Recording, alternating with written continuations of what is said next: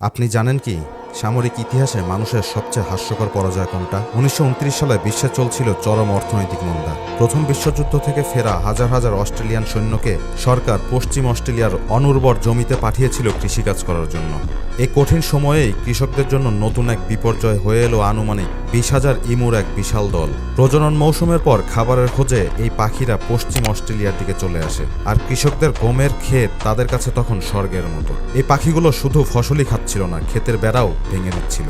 ফলে খরগোশের মতো অন্য প্রাণীগুলোও ফসল নষ্ট করতে শুরু করে। সাবেক সোলজার হওয়ায় কৃষকদের অনেকেই বন্দুক চালানো জানতেন, কিন্তু এই বিশাল ইমুর দলের সাথে পেরে না উঠে তারা সরকারের কাছে মেশিনগান সাহায্য চাইলেন।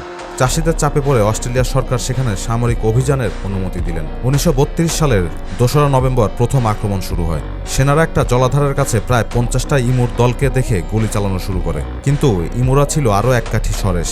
গুলির শব্দ শুনতেই তারা অবিশ্বাস্য দ্রুত গতিতে ছোট ছোট দলে ভাগ হয়ে এমনভাবে দৌড়ে পালালো যে সেনারা শুধু তাকিয়েই থাকলো। মেজর ম্যারেডিথ ইমুদের রণকৌশল দেখে রীতিমতো অবাক। তিনি তার রিপোর্টে লেখেন, প্রত্যেকটি ইমুর দল পালানোর সময় একজন নেতাকে অনুসরণ করে, যে বাকিদের সতর্ক করার দায়িত্বে থাকে। তারা যেন হয়ে উঠেছিল এক একটা পালকওয়ালা কমান্ডো। সেনারা চলন্ত ট্রাকের ওপর মেশিনগান বসিয়েও ইমুদের হারাতে পারেনি।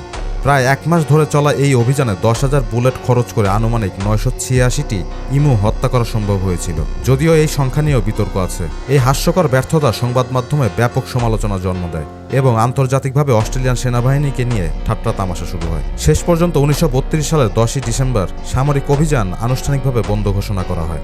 এই যুদ্ধে সৈন্যদের কোনো ক্ষতি না হলেও তাদের সম্মান আর মনোবল একেবারে ধুলোয় মিশে গিয়েছিল।